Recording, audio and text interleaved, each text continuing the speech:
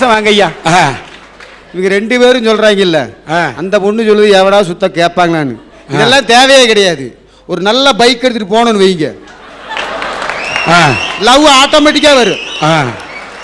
இப்ப ஒரு bike arranger பின்னாடி தூக்கிட்டு நிக்க இப்படி, அந்த பைக் எடுத்துட்டு போகணும்னு வைங்க, 2 லவ் சேர்ந்தா அப்படி வரும். இதே ஆக்சிடென்ட் கார் ஒன்று அறிஞ்சிருக்கு, அதை எடுத்துட்டு போகணும்னு வைங்க, 5-6 லவ் சேர்ந்தா அப்படி வரும்.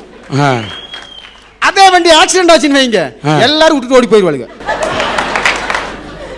சார், இவரு காசு காசுன்னு சொல்றாருல, இந்த காசு காசுன்னு சொல்றவங்களுக்கு லவ்வோட ஃபீலிங் புரியாது, லவ்வோட சஃபரிங் புரியாது. சில பொண்ணுங்க இருக்காங்க, எப்படி தெரியுங்களா, பசங்களோட பாக்கெட் மணியை காலி செய்யறதுக்குனே இருப்பாங்க. வீட்டுல 3 நேரம் கூட முழுசா சாப்பிட்டு இருக்க மாட்டாங்க. வீட்டுல குடிக்க கஞ்சி தண்ணி கூட அங்க வழி இருக்காது. ஆனா பசங்களோட வெளியே வந்தா மட்டும் பீஸா பீஸான்னு பிசாசு மாதிரி அலையறாளு. இவனும் கேட்டுட்டாலேன்னு சொல்லி எல்லா காசையும் அவளுக்கு செலவு பண்ணி கடைசியில ஓட்டையாண்டியா தான் நிக்கிறான். பஸ் கூட காசு இருக்காது சார். இது அப்படிதான் ஐயா. இங்க பாருங்க, இவங்க எல்லாம் கஷ்டப்பட்டு காதலிப்பாங்க, அடுத்தவன் கூட்டு போயிடுவான். அவன் கஷ்டப்பட்டு காதலிப்பான், இவன் கூட்டு போயிடுவான். ஏன் தெரியுங்களா? காசுதான். இடையில காசு எங்க நிக்குதோ அங்க அவன் கூட்டி போயிடுறான். உண்மையான காதல்ன்றது மனசை பார்த்து வரணும் சார். இன்னைக்கெல்லாம் காதல் வருது. திங்கக்கிழமை 2 பேரும் பாத்துக்கிறாங்க, செவ்வாய்க்கிழமை ஹாயா, புதன்கிழமை ஐ லவ் யூங்கறான், வியாழக்கிழமை 2 பேரும் ஓடி போறாங்க, வெள்ளிக்கிழமை விட்டுட்டே போயிடுறாங்க. இதுதான் உண்மையான காதலா சார்? உண்மையான காதல்ன்றது பணத்தை பார்த்து வரக்கூடாது சார், குணத்தை பார்த்து வரணும் சார். அதான் நான் சொல்றேன், ஞாயிறு என் மேனி என்றால் திங்களவள் செவ்வாயில் முத்தமிட்டேன், புதன் வியாழன் பேசினோம், வெள்ளி எனுமின் ஓடினோம், பிறகுதான் தெரிந்தது அவள் சனி என்று. சனி என்று. அப்பா, உனக்கு வேண்டுமானால் அவள் சனி, காதலி கிடைக்காமல் போனால் அவள் சனி, காதலி கிடைத்து விட்டால் அவனுக்கோ இதய கனி.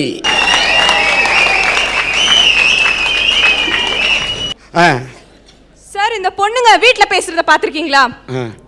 ஏய் குந்தமே, துண்ணியா, போனியா, வந்தியா, கம்மன் உட்காரு, குந்து, இப்படிதான் பேசுவாங்க. ஆனா பசங்களோட வெளியே வந்தா மட்டும் என்ன மாதிரி இங்கிலீஷ் பேசுவாங்க தெரியுமா சார்? வெறும் 2 வார்த்தை தான் தெரியும். எப்படி? ஹாய் ஹலோ, ஹாய் ஹலோ, இந்த 2 வார்த்தையை வச்சு கலக்குவாங்க பாருங்க. கலக்கோ கலக்குன்னு கலக்குவாங்க. ஏனுமா? ஏமா ஒரு நிமிஷம். ஹாய் ஹலோ அப்படி 2 வார்த்தை பேசுறதுக்கு இப்படி அலையோ அலைன்னு அலைறானா? அவன் 200 வார்த்தை பேசுனா இவன் என்னம்மா வா? நல்ல வேலை 2 வார்த்தையோட நிறுத்தினாலே அந்த பொண்ணுன்னு நான் சந்தோஷப்படுறேன். ஐயா, தமிழ்ல அவனாவது நான் உன்னை காதலிக்கிறேன்னு சொன்னா நேரம் அவனை கீழ்பாக்கத்துல கொண்டு விடுவாங்க. சார், நான் சொல்ற சம்பவம் எங்க ஊர்ல நிஜமா நடந்தது. ஒரு பையனும் ஒரு பொண்ணும் லவ் பண்ணாங்க. வீட்ல தெரிஞ்சிச்சு, ஓடி போய் கல்யாணம் பண்ணிக்கிட்டாங்க. அடுத்த நாள் போலீஸ் ஸ்டேஷனுக்கு தஞ்சம் தேடி வந்தாங்க. அந்த பொண்ணு அவங்க அம்மா பேச்ச கேட்டுட்டு நீ எனக்கு வேண்டாம் சொல்லி அவனை உதறி தள்ளிட்டு போயிடுச்சு. இந்த பையனுக்கு அந்த தோல்வி தாங்க முடியாம பிளேட் எடுத்து அவனுடைய நரம்ப கட் பண்ணிக்கிட்டான். ஆனா கஷ்டப்பட்டு அவனை நாங்க ஹாஸ்பிட்டல் சேர்த்துட்டோம். ஹாஸ்பிட்டல்ல அவனுக்கு கையில 6 தையல் போட்டிருந்தாங்க. நாங்க வெளியே இருந்த அந்த நேரம் பார்த்து அந்த பையன் அந்த தையலை பிரிச்சு விட்டுட்டான்.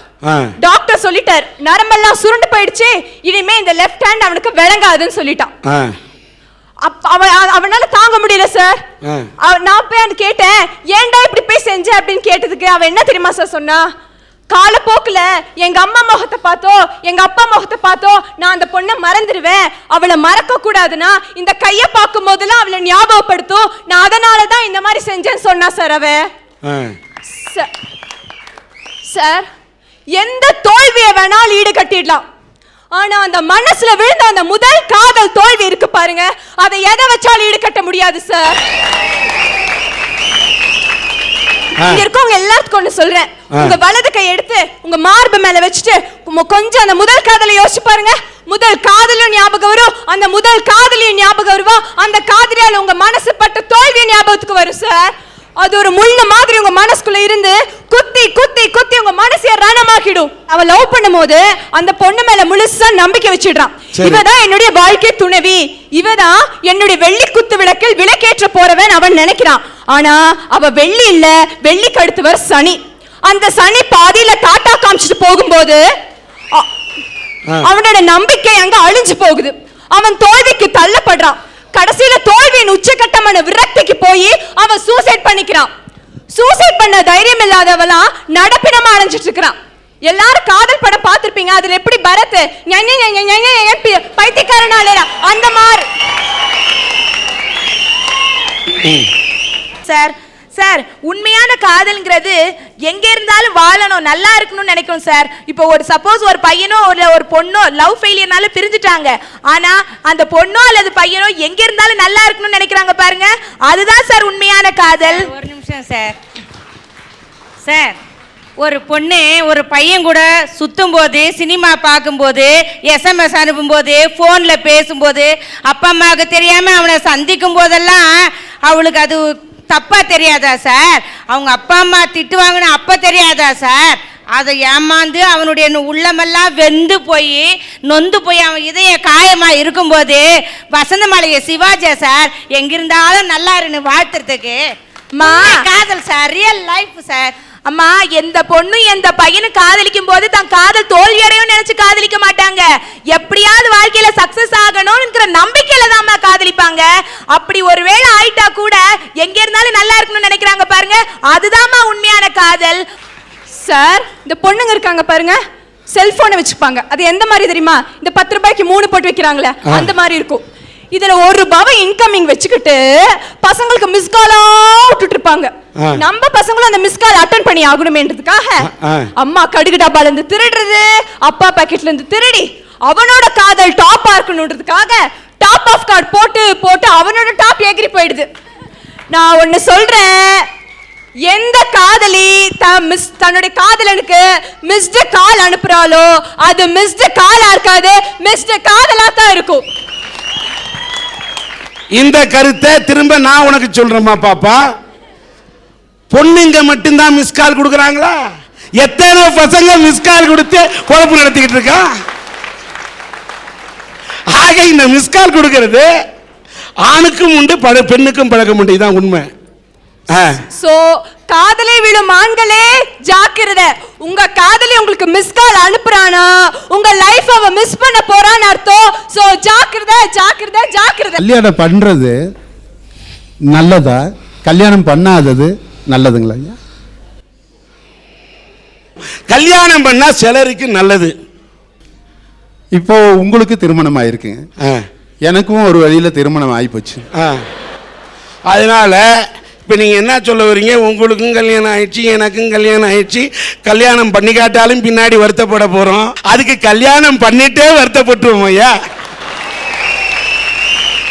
ஐயா, இப்படி கல்யாணம் பண்ணி இருக்கிறவங்க சந்தோஷமா நிம்மதியா வாழ்ந்துகிட்டு இருக்கிறாங்களா, இல்ல ஐயோ தப்பு பண்ணிட்டோமோன்னு வருத்தப்பட்டுக்கிட்டு இருக்கிறாங்களா அப்படிங்கிறத நான் சில பேர்த்துக்கிட்ட போய் படிச்சவங்க பெரியவங்கன்னு சொல்லி அவங்களுடைய நிலைமையை பார்க்க வேண்டிய சந்தர்ப்பம் ஏற்பட்டுச்சுங்க.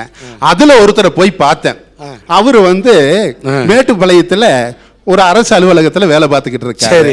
சரி, நல்லா படிச்சவராச்சே, பிரச்சனைகளை ஈஸியா சுமூகமா தீர்க்கிறவராச்சே, அவரை பார்த்தா தெரியும்னு போனா, நான் போன நேரம் என்னமோ மேலதிகாரிகிட்ட சரியான வாங்கி கட்டுங்க. அவர் திட்டிக்கிட்டு இருக்காரு, இவர் பாக்கெட்ல இருந்து என்னமோ எடுத்து பாக்குறாரு. அவர் திட்டுறாரு, இவர் பாக்கெட்ல இருந்து எதோ எடுத்து பாக்குறாரு. எனக்கு ஒரே ஆச்சரியம். அவர் திட்டி முடிச்சு போயிட்டாரு. நான் போனேன், வாங்க தம்பினாரு, உட்காருங்கன்னா உட்கார்ந்தேன். அவருக்கு திட்டும் போது என்னமோ எடுத்து பார்த்தீங்களா, அது என்னன்னு கேட்டேன். அப்ப அவரு சொன்னாரு, பிரச்சனை வரும்போது எடுத்து பார்ப்பேன் தம்பி, அப்போ நான் ரிலாக்ஸ் ஆயிருவேன், அதுக்காக எடுத்து பார்த்தேன்னாரு. ஆனா அப்படியா இருந்தா எனக்கு ஒண்ணு கொடுங்கன்னு கேட்டேன். இது எல்லாரும் கையில இருந்த விவகாரமா போயிருந்த தம்பி, இது என் பொண்டாட்டியோட போட்டோன்னாரு. அவரு சொன்னாரு, எனக்கு எப்பவெல்லாம் பெரிய பிரச்சனைக்கு வருதோ அப்ப பாக்கெட்ல இருந்து எடுத்து பார்த்தா என் வாழ்க்கையில இதுக்கு மேல நீ ஒரு பிரச்சனை வர முடியுமா அப்படின்னு நினைப்பேன், வந்த பிரச்சனை அப்படியே போயிருந்தார். இத என் கூட ஒப்பிட்டு பார்த்தேன். எனக்கு சில பிரச்சனைகள் இருக்கு இல்லைங்களா? இல்ல, இந்த பிரச்சனையெல்லாம் இங்க அரட்டை அரங்கத்துல பேசிட்டு வீட்டுக்கு போறதுன்னு முடிவோடு இருக்கிறா.